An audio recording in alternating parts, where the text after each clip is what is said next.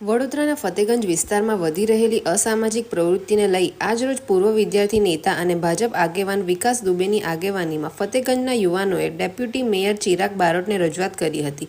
તેમજ ફતેગંજમાં મોડી રાત સુધી ચાલતી દુકાનોના ગેરકાયદેસર દબાણ સામે પણ રોષ વ્યક્ત કરી આ દુકાનો અસામાજિક ટેવોનો અડ્ડો બની રહી હોવાના આક્ષેપ કર્યા હતા. સાથે જ દુકાનો દ્વારા કરવામાં આવેલ દબાણ દૂર કરવા માટે પણ રજૂઆત કરી હતી. ફતેગંજ વિસ્તારમાં ગેરકાયદેસર દબાણ કરી ચાલતી દુકાનોને કારણે અસામાજિક તત્વોનો ત્રાસ વધ્યો છે. આ મામલે પોલીસ કમિશનરને પણ રજૂઆત કરવામાં આવશે. ઉલ્લેખનીય છે કે ફતેગંજમાં થોડા સમય પહેલા મોડી રાત્રે મારામારી થઈ હતી, જેનો વિડીયો પણ વાયરલ થયો હતો.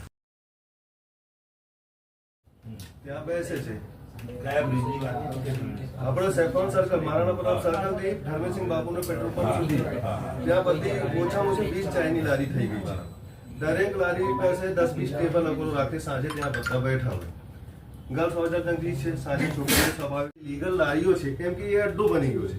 જ્યાં સુધી લારીઓ રહેશે ત્યાંથી ગાંજા વેચાય છે. હવે પણ પોલીસ ખાતાનું ધ્યાન દોરીશું કે ભાઈ ડ્રગ્સ ગાંજા મળે છે, પણ શોર્ટમાં કોર્પોરેશન તરફથી એટલી મદદ થાય કે આ લારીઓ હટે, આ ન્યુસન્સ વેલ્યુ ત્યાં બેસવાનું બંધ થાય.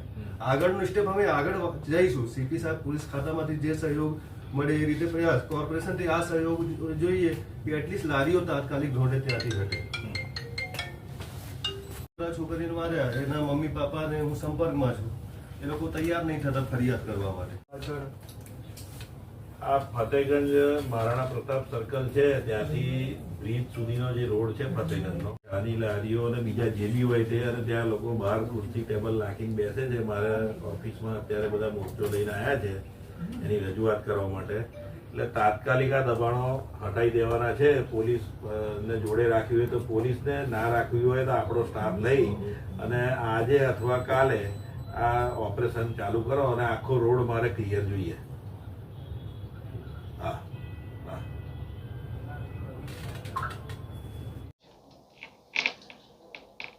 ફતેગંજ વિસ્તારમાં રાણા પ્રતાપ સર્કલથી ફતેગંજ બ્રિજ સુધી જે રોડ છે એની બંને બાજુ લારી ગલ્લાના દબાણો ખૂબ જ થઈ ગયા છે. ત્યાં આગળ લારી ગલ્લાની સાથે સાથે બહાર ખુરશી ટેબલ નાખીને પણ એ લોકો બેસાડે છે બધાને, ને તેના લીધે એમની રજૂઆત મુજબ ત્યાં આગળ છેડતી પણ થાય છે, ઝઘડા થાય છે અને બધી પરિસ્થિતિ ખરાબ થતી જાય છે. એટલે વિકાસભાઈ દુબે આજે આવેદનપત્ર આપ્યું છે કે ભાઈ આ દબાણો હટાવવા જોઈએ અને તાત્કાલિક એ રોડ ક્લિયર કરવો જોઈએ, એવી મારી પાસે રજૂઆત આવી છે. મેં ઉત્તર ઝોનના એએમસી ઝાલાભાઈને અત્યારે સૂચના આપી છે કે ભાઈ કાલે સાંજ સુધીમાં આ દબાણો તમે સર્વે કરી અને દૂર કરી દો.